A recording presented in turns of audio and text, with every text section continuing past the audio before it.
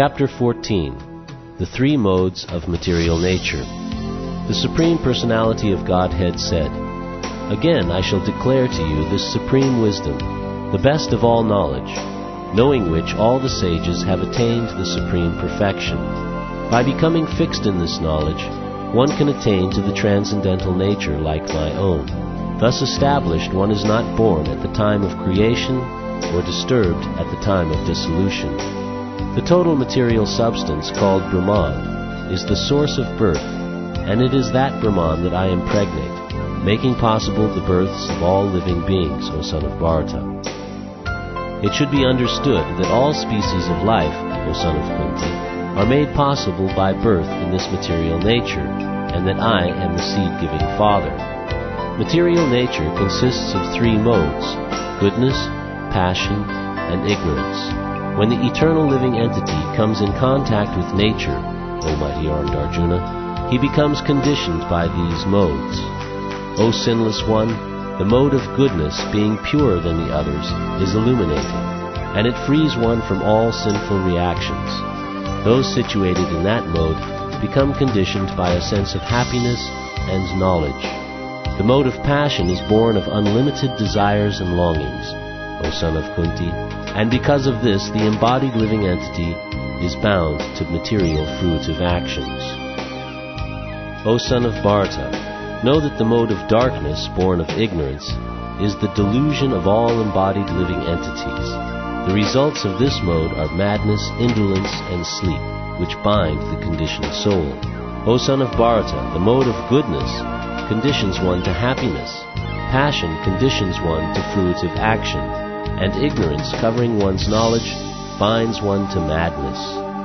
Sometimes the mode of goodness becomes prominent, defeating the modes of passion and ignorance, O son of Bharata.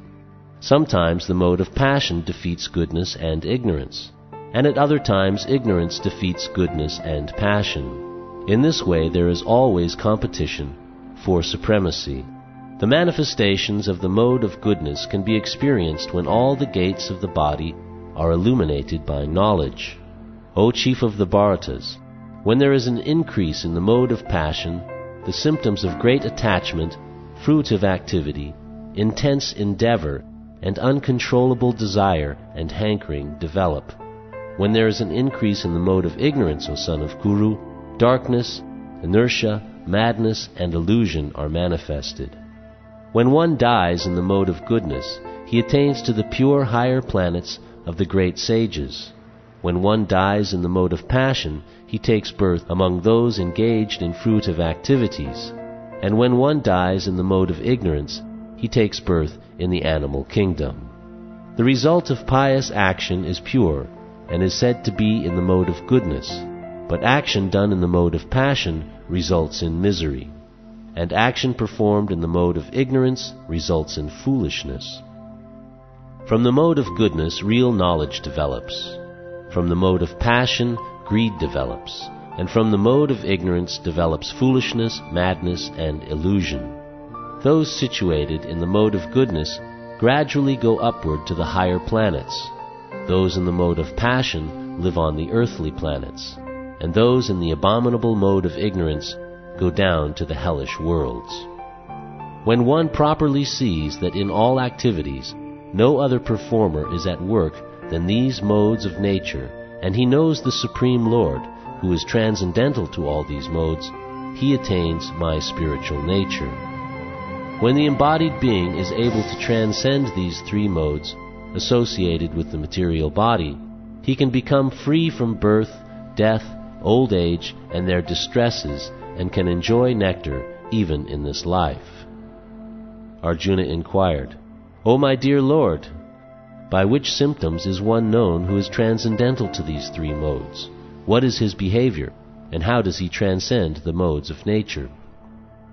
The Supreme Personality of Godhead said, "O son of Pandu, he who does not hate illumination, attachment and delusion when they are present, or long for them when they disappear, who is unwavering and undisturbed through all these reactions of the material qualities, remaining neutral and transcendental, knowing that the modes alone are active, who is situated in the self and regards alike happiness and distress, who looks upon a lump of earth, a stone, and a piece of gold with an equal eye, who is equal toward the desirable and the undesirable, who is steady, situated equally well in praise and blame, honor and dishonor, who treats alike both friend and enemy, and who has renounced all material activities.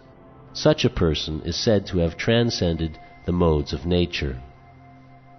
One who engages in full devotional service, unfailing in all circumstances, at once transcends the modes of material nature, and thus comes to the level of Brahman. And I am the basis of the impersonal Brahman, which is immortal, imperishable, and eternal, and is the constitutional position of ultimate happiness.